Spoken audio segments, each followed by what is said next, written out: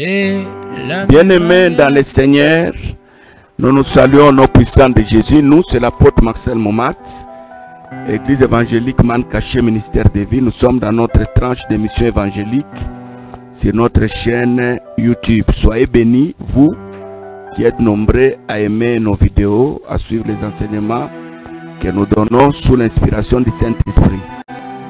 Encore une fois, de plus bonne année et que Dieu continue à vous protéger, que Dieu continue à vous bénir, à vous visiter, que Dieu vous comble, que Dieu veut combler les vides qui sont dans vos vies, que Dieu veut guérir les cœurs malades, les cœurs blessés, les cœurs brisés. Nous sommes dans un monde où les cœurs se brisent chaque jour, là où les problèmes naissent comme des champignons. Notre force se trouve cachée en Jésus. Soyez bénis, vous qui priez pour nous. Soyez bénis, vous qui aimez la chose de Dieu. Vous êtes nombreux dans vos églises, dans vos communautés, à côté de vos pères, de vos pasteurs, de vos dirigeants spirituels, comme des grands et bons partenaires. Soyez bénis. Bénis vous qui vous êtes abonnés à notre chaîne. Soyez bénis vous qui partagez nos vidéos. Vous êtes nombreux qui partagez les vidéos. Mais demandez aux gens qui reçoivent des vidéos de s'abonner. De s'abonner. Abonnez-vous, activez la barre de notification. Elle vous permettra de recevoir nos vidéos dès qu'elles sont lancées. Et aussi partager. Il ne faut pas seulement partager, ça j'insiste beaucoup. Presque dans toutes les interventions, je reviens sur ça.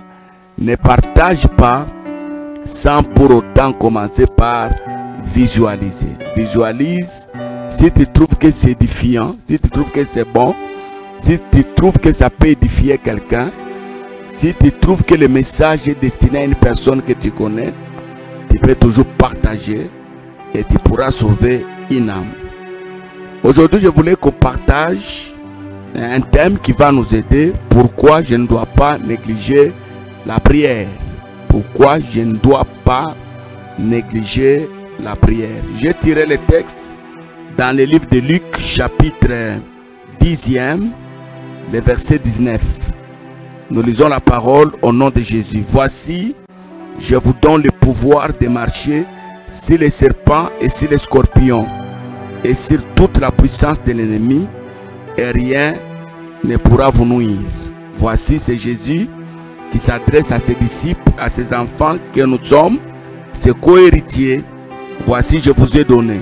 Il nous a donné le pouvoir, pas à garder dans nos mallettes, pas à garder dans nos cœurs, mais un pouvoir qu'on doit manifester, qu'on doit utiliser, afin de marcher sur les serpents qui symbolisent le puissant des mondes des ténèbres, les scorpions qui représentent les puissances sataniques, les puissances démoniaques, les forces du mal.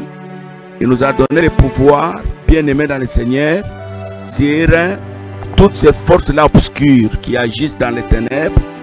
La puissance de l'ennemi ne pourra jamais nous nuire parce que nous sommes dotés de ce pouvoir. Vous savez, bien aimé dans le Seigneur, le monde ici que vous voyez a des réalités. Je vous dirai toujours, il y a des gens, même pour se marier, c'est un problème. Il a l'argent, il est beau, il est né dans une famille qu'on respecte. Mais pour trouver une femme, c'est un problème. Il y a des gens qui se sont mariés, mais le mariage devient calvaire. Il y a des gens, même servir Dieu ici que vous voyez, c'est tout un problème. Nous naissons, nous nous réveillons en bonne santé, mais au milieu de la journée, nous sommes déjà malades. Ta propre voiture peut te compliquer. Tu l'as garée hier et le matin, quand tu veux y monter pour aller au service, elle commence tes problèmes. Tu as bien passé ta nuit. Tu as pris même le bain un matin pour aller au travail, mais du coup, tu sens que les choses ne marchent pas. Tu as signé un contrat. Parfois, tu as eu même des rendez-vous sûrs. Tu te dis en tout cas, ça je vais gagner.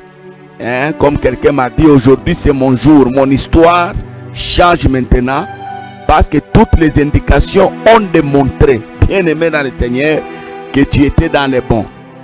Mais quand tu t'y engages, tu sens que ça s'arrête. Et quand ça s'arrête, pour que ça redémarre, ça devient un problème. Le monde ici que vous voyez, je vous répéterai toujours ça. Le diable ne vient que pour tuer, ne vient que pour voler, ne vient que pour détruire. Et c'est vrai, il a tué beaucoup de vies. Il a détruit beaucoup de nations. Le diable que vous voyez, il a détruit beaucoup d'étoiles. Hein? Beaucoup d'étoiles. Il y a des gens qui vivaient équilibrés. Aujourd'hui sont déstabilisés. Déséquilibrés totalement. Ils ne savent même pas où se pencher. Ils ne savent même pas chez qui se confier. Bien-aimés dans le Seigneur, il y a des choses qui viennent, hein, que vous n'avez jamais souhaité que ça arrive. Hein. Donc, le monde nous présente beaucoup de réalités. Jésus, connaissant cela, notre maître, il nous a donné une richesse. Outre nous avons la vie éternelle, parce que nous l'avons accepté dans nos vies comme Seigneur et Sauveur personnel. Nous sommes les rachetés, hein, nous sommes les nés de nouveau. Donc nous sommes candidats. Moi je suis candidat. Je crois que vous aussi, vous êtes convaincus qu'à la fin des temps, lorsque la véritable vie arrivera, toi et moi, nous allons nous retrouver à côté de notre Père. Car Jésus est allé nous préparer un endroit bon, dans un pays où coule le lait et le miel, où la mort n'existera plus, les maladies, les confusions n'existeront plus. C'est vrai, nous avons déjà cette vie-là. Mais sur cette terre, j'inciterai toujours, nous avons besoin de réussir. Nous avons besoin de réussir, comme il est écrit dans la Bible, à l'ancien Agaius, les bien-aimés que j'aime dans la vérité. J'ai appris de nos bien-aimés qui sont venus chez toi, les témoignages qu'ils nous ont rendus de toi.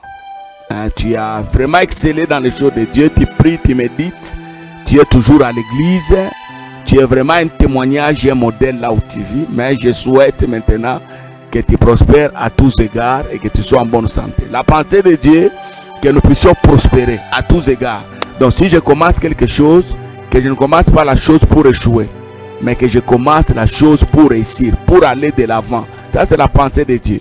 Dieu veut que je sois en bonne santé. Dieu veut que ma femme, mon mari, mes enfants soient en bonne santé. Quand ils étaient dit, qu'ils étaient dit pour réussir. Hein? Quand ma femme tombe enceinte, c'est pour qu'elle accouche. Nous ne voulons pas des accouchements problématiques. Hein? Nous ne voulons pas de voyages problématiques. Nous ne voulons pas des choses qui dépassent nos capacités. Jésus, connaissant ça, il a donné un pouvoir.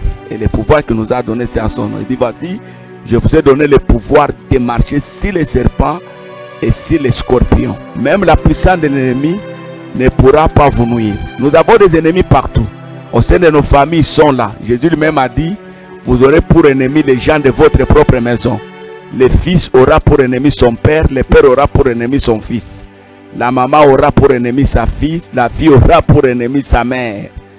Hein? Ton propre père se lèvera contre toi, ton propre fils se lèvera contre toi. Le combat est interne, le combat est aussi externe. À l'église, là, nous allons prier, nous allons trouver qu'il y a des gens qui vont nous combattre. Bien-aimés dans le Seigneur, là où nous travaillons, n'en parlons pas. Mon collaborateur d'hier est devenu mon grand ennemi aujourd'hui. Par quelle magie, je ne sais pas.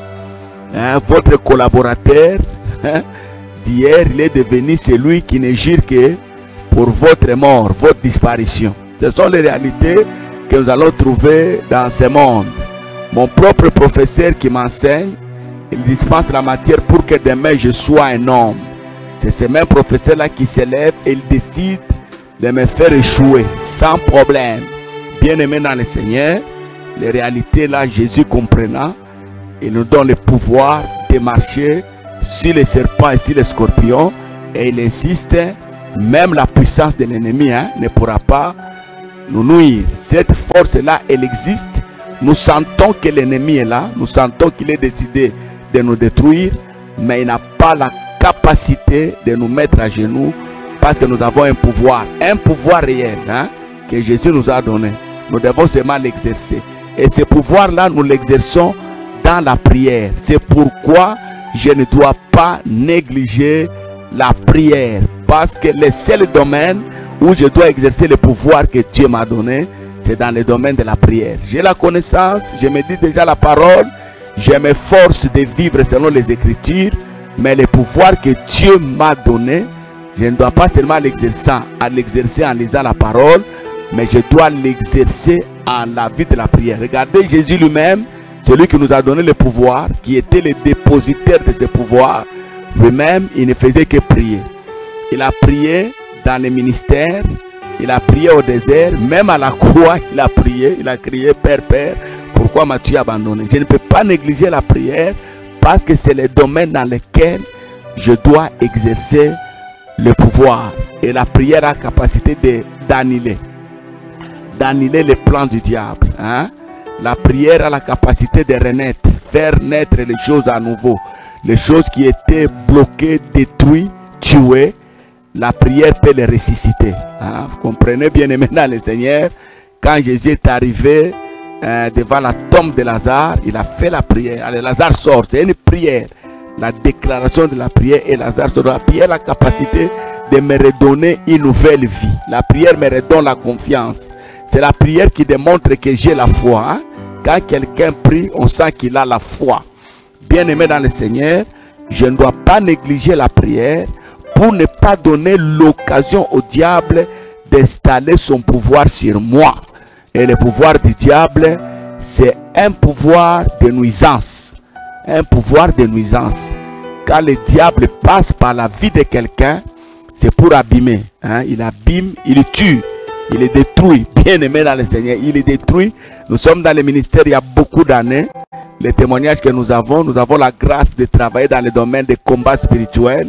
Je vous dis, bien aimé dans le Seigneur, le diable est en train de faire des saccages. Quand il passe, il est détruit. Il détruit même des églises là où la prière n'a pas la place qu'elle convient. Une église stable, c'est une église qui enseigne la véritable parole, qui interprète correctement la parole, mais c'est aussi une église qui est bâtie sur la vie de la prière. Donc deux colonnes, la parole et la prière. Souvenez-vous ce jour-là, quand Jésus est entré dans le temple, il a trouvé des échangeurs de la monnaie, les vendeurs de pigeons, il a trouvé qu'il y avait la distraction. Jésus a crié à haute voix, il a dit, ma maison sera appelée une maison de prière. Quand bien même on enseigne dans sa maison, quand bien même on interprète la parole dans sa maison, mais Jésus souhaite que sa maison soit appelée une maison de prière. Et Paul, parlant de ces choses, il dit, priez sans cesse. Hein, priez sans cesse, priez sans vous fatiguer. Lorsqu'un chrétien se fatigue de prier, le diable vient s'installer. Il s'installe. Et quand le diable s'installe dans la vie de quelqu'un, la vie de la personne devient chaos. Chaos. Il ne sait plus redémarrer. Et ici, nous insistons beaucoup, quelle que soit la puissance que Dieu me donne, quelle que soit la richesse que Dieu m'a donnée, pour me maintenir dans la vie de la prospérité, prospérité matérielle, prospérité spirituelle, une vie d'équilibre évangélique, bien aimé dans le Seigneur, je ne dois pas négliger la prière. Lorsque les chrétiens commencent à négliger la prière, vous dormez sans prier, vous commencez vos journées sans prier, vous passez des semaines sans aller à l'église. Hein? Vous sentez que ça devient une charge. Hein? Vous sentez que ça devient un fardeau. Hein? Ça devient lourd. Prier, ça devient lourd. Quand vous commencez à constater ces choses-là, retenez que le diable est en train de préparer un coup pour vous saccager. Bien aimé dans le Seigneur, la prière, on ne doit pas la négliger. C'est une arme efficace pour un enfant de Dieu. Comme je le dis toujours à l'église, et les enfants de la manne cachée le savent, ça je le répète chaque jour, chaque matin, chaque soir. Je dis pour un chrétien, même là où la chose est facile, il doit toujours prier. Même si je sais que je vais réussir, je vois un pont, je dis mais il y a déjà un pont, je peux bien traverser. En tant que chrétien, je dois toujours prier. Même si la nourriture que je dois consommer, c'est moi-même qui l'a préparée, moi-même qui a fait l'achat, c'est ma femme qui me l'a présenté, qui me l'a servi, je dois toujours prier. La confiance d'un chrétien est cachée dans la vie de la prière. Il ne faut jamais négliger la prière. Même si j'ai prêché des années, 30 ans de prédication, 45 ans de prédication, j'ai l'expérience dans le domaine de la prédication. Je ne peux jamais monter à la chair sans prier. Je ne peux jamais préparer mes messages sans prier. Bien-aimé dans le Seigneur, comme je disais à un couple qui venait de se marier, tout ce que vous devez faire dans votre maison, faites-le après avoir prié. Donc je ne dois pas négliger la prière, même si c'est ma propre voiture, hein, bien aimé dans le Seigneur. On a fait le checking, tout est ok. Hein, je suis rassuré que je n'aurai pas de panne en route. Hein? Je n'aurai pas de panne sèche. Les pneus ne vont pas se crever. Je suis vraiment convaincu parce que ma voiture est passée par un garage de renom. Mais je ne peux pas démarrer la voiture, bien aimé dans le Seigneur, sans prier. Je ne peux pas quitter ma maison sans prier. Voilà pourquoi je ne dois pas négliger la prière. Parce que pendant que moi je prie, pendant que je me prépare à prier, pendant que je travaille, le diable aussi travaille. Le diable ne se fatigue pas. Chaque matin, chaque soir, il a quelque chose à faire. Voilà le thème, le sujet que je vous ai amené aujourd'hui. Ne néglige pas la prière. Pourquoi je ne dois pas négliger la prière dans ma vie? Parce que par la prière, c'est là où je dois exercer le pouvoir que Dieu m'a donné. Et quel est ce pouvoir? Dieu a vu le diable tomber comme un éclair. Il m'a donné le pouvoir. Mais le diable est déjà par terre. Pourquoi Dieu va donner encore le pouvoir? Il a dit me dire c'est terminé, reste assis, j'ai déjà gagné. Mais il m'a donné le pouvoir. Il a dit de marcher sur les serpents, sur les scorpions. Et dans ce verset, la phrase que j'aime, on dit même la puissance de l'ennemi ne peut pas tenir. C'est que l'ennemi a une puissance qui ne peut pas me nuire si je suis et je demeure dans la vie de prière. Que Dieu vous bénisse. N'oubliez pas de visualiser notre vidéo. Si vous l'avez aimé, faites un commentaire. Si elle vous a édifié, partagez avec vos amis. Demandez-leur de s'abonner et d'activer la barre de notification. Soyez bénis chez vous au nom de Jésus. Amen.